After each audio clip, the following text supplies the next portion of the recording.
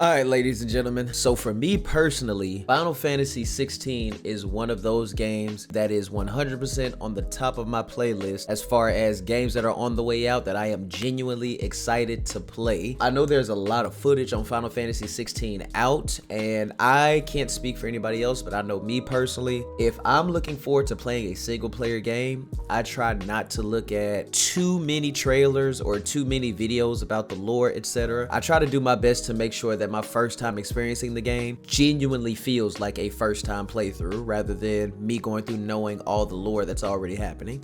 But I want to do this reaction because again, I am thoroughly excited for this game, and yeah, I just want to dive into another reaction with y'all, so let's dive into it.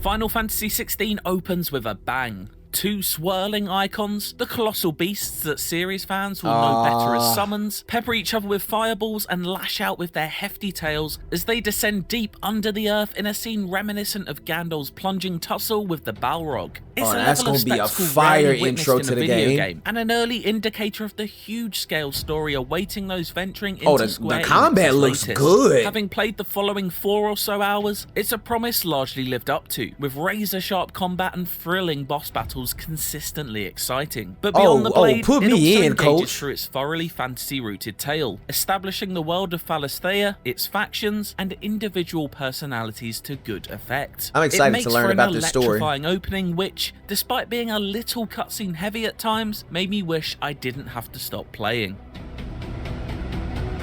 Real quick, this is the only time that I'm gonna stop this trailer. Cap.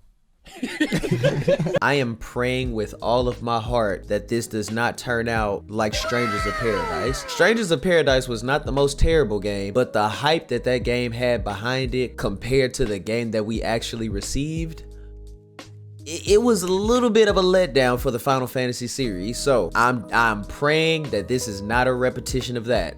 All right, let's continue on.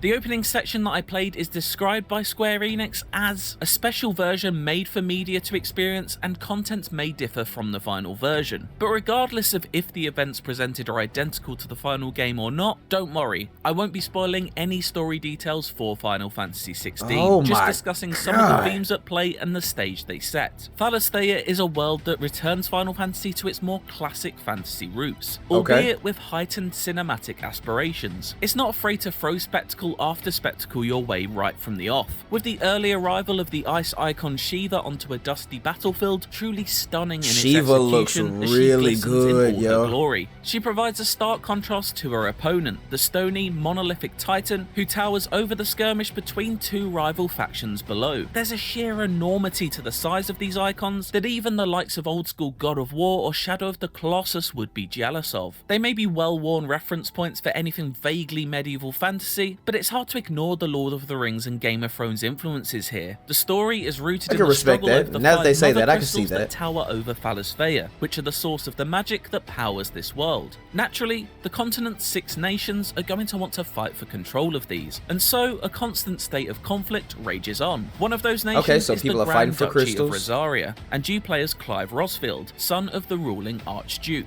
Over the course of the opening few hours, you're transported through different periods of his life as the personal catalyst for his story is revealed. It's not a revolutionary setup for a story in this genre, but one introduced with a fair amount of elegance in an early cadence that maintains a good balance between action and dialogue. This pace and a general sense of excitement are infinitely aided by the superb score that soundtracks the events too. It's worth saying at this point that Final Fantasy XVI's opening hours are very story heavy, and while it does a great job at introducing Clive's family ties and those who aim to unbind them, it did leave me wishing I was playing a more active part in it at times. Not least because when you do get let off the leash, its combat never fails to impress. That I ain't gonna lie, heightened the sense combat of looks cinema really translates good. equally well to the battlefield, with each encounter feeling like a real event. In my relatively short amount of playtime, I fought no fewer than 8 bosses, each delivering spectacle on both a macro 8 bosses, and micro god level, damn. ranging from massive monster clashes to time-bending perfect parry affairs against agile enemies. The first extensive stretch of gameplay sees you playing as teenage Clive, as you venture through a swampy marshland littered with the most goblin-looking goblins you've ever seen. I'm assuming that's gonna be like the tutorial in a very level. fun fight against this world's version of the classic Final Fantasy enemy Morble, a slimy, tendrilled set of teeth with a serious case of bad breath. Keep clear of its Great maw, my explanation of Morble. lord. That thing's breath is worse than its bite. So we got a fire attack.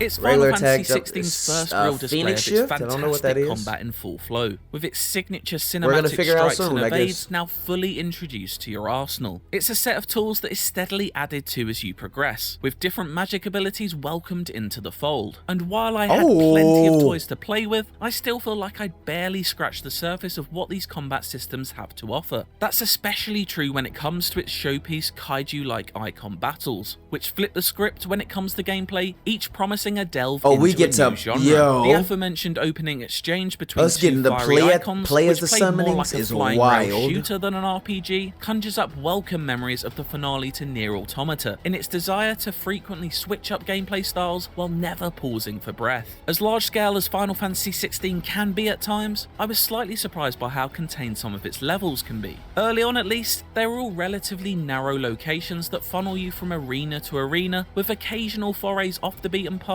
that rewarded me with useful items. A great example of this is the Greatwood area, which acted as the final destination of my hands-on.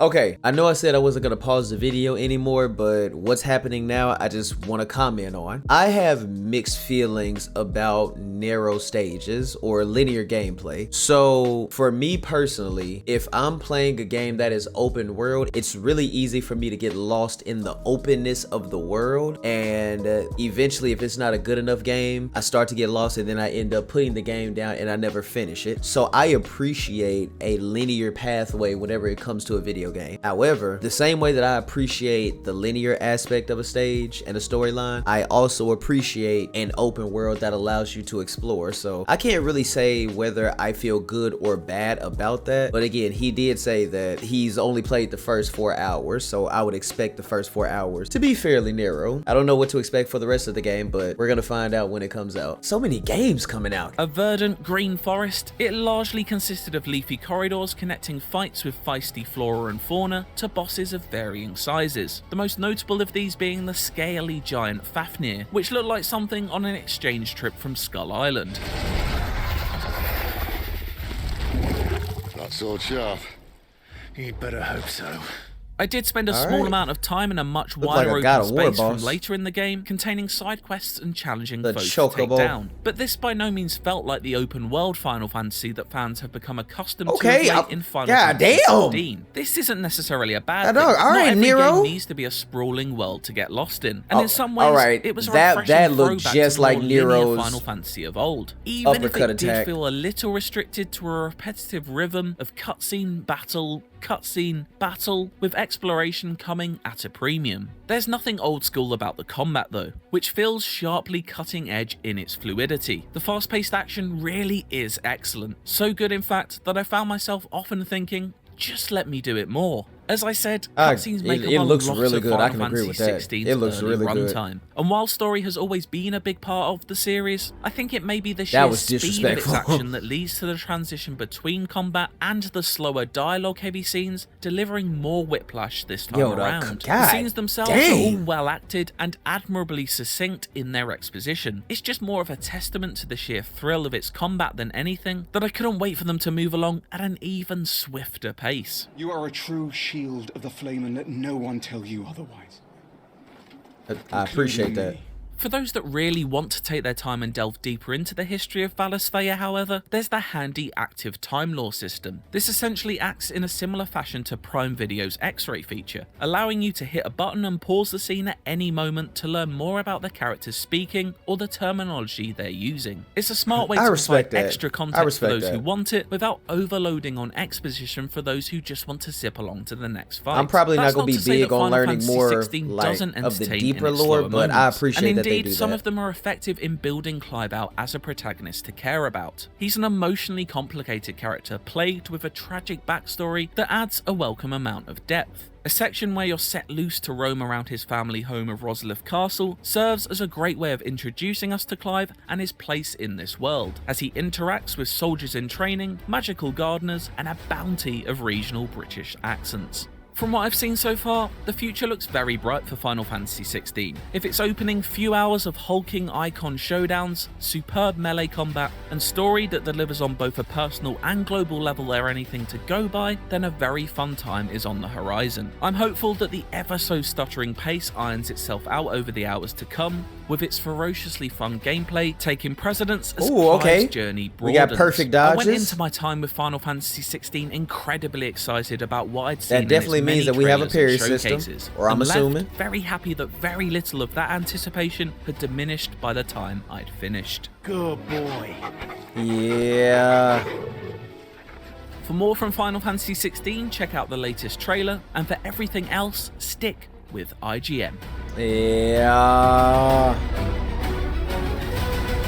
Again, so I'm not gonna flex, bro. I am so excited for Final Fantasy 16. Like, think about how many games we have coming out. On the FGC side, we got Street Fighter 6 on June 2nd, MK1, which was just announced, coming out in September, and we got Tekken 8. We got some amazing bangers coming out in the fighting game community alone. And then outside of that, we got Final Fantasy 16, we got Diablo 4, we got Armored Core 6. Some of y'all may not care about Armored Core, but I am an Armored Core fan to the depths of my soul. I've literally played let me not say every Armored Core. I think every Armored Core since Armored Core 3 or 4. One of those, I can't remember, but I've played every Armored Core since then. I love Armored Core, so I'm 100% playing that. We'll see how these things go. But again, Final Fantasy 16, I am thoroughly looking forward to. I'm gonna try to sprinkle it in and go back and forth between that and Diablo 4 or Street Fighter 6. We'll see how these videos come out. But regardless, I love you all. I appreciate you all. Thank you so much for clicking on another one.